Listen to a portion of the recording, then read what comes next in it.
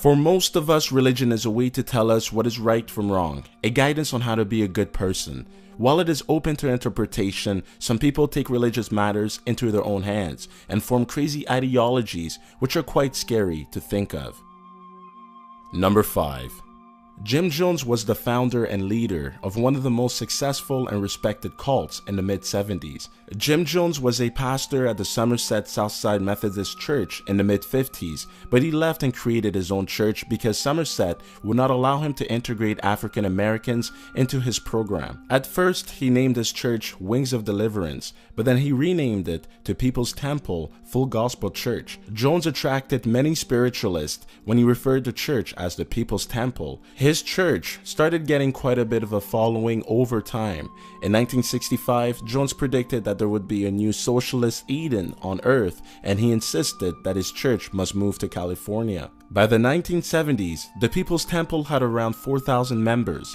In 1974, the People's Temple rented a land in Guyana to create a People's Temple where black people could live in peace. He called this land Jonestown. The population in Jonestown increased to 900 in 1978. On the 17th of November, a San Francisco congressman went to Guyana to investigate some claims of abuse within the People's Temple. Some members of the temple wanted to leave with the congressman back home. When the group of temple members and the congressman got to their plane, some security guards opened fire on them. The shooting killed the congressman, a temple member, and 3 journalists. In the evening of the next day, Jones told the members of the temple to drink a solution of grape Kool-Aid mixed with cyanide poison. In total, 918 people died, including Jim himself. Number 4.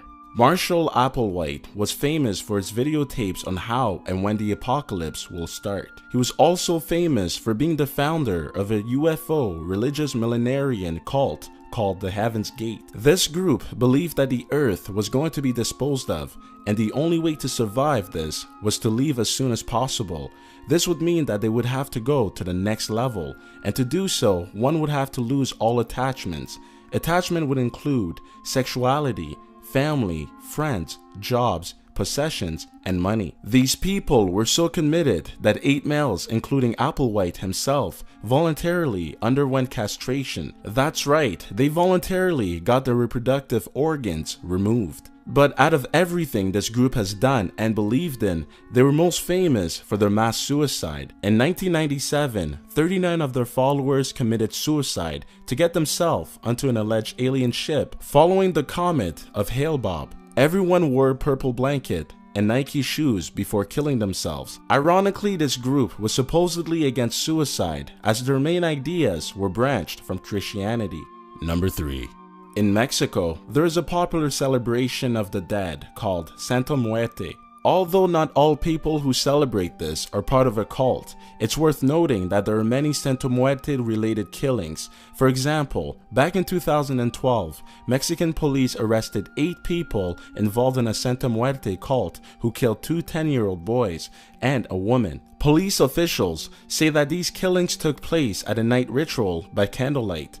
An official by the name of Mr. Leringa said the following: "They sliced open a victim's vein, and while they were still alive, they waited for them to bleed to death and collected the blood in a container." The most recent murder was of a 6-year-old boy. This Santa Muerte murder led to a satanic cult. Number 2.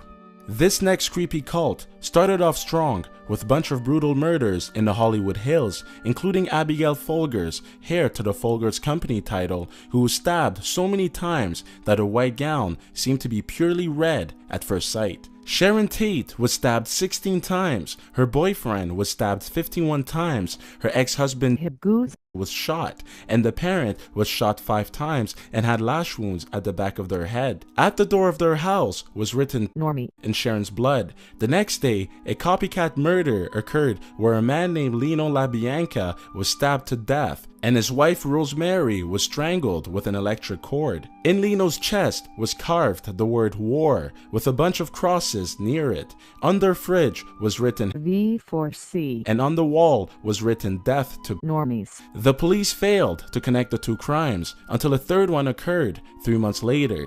This crime was the murder of Gary Hinman.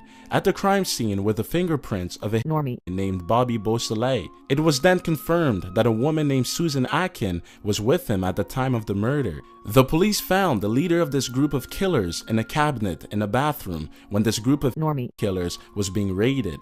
26 people from this group, called Vidya for Champ, were arrested. Candy was the only one to admit that she was part of the Hinman, LaBianca, and Sharon Tate killings.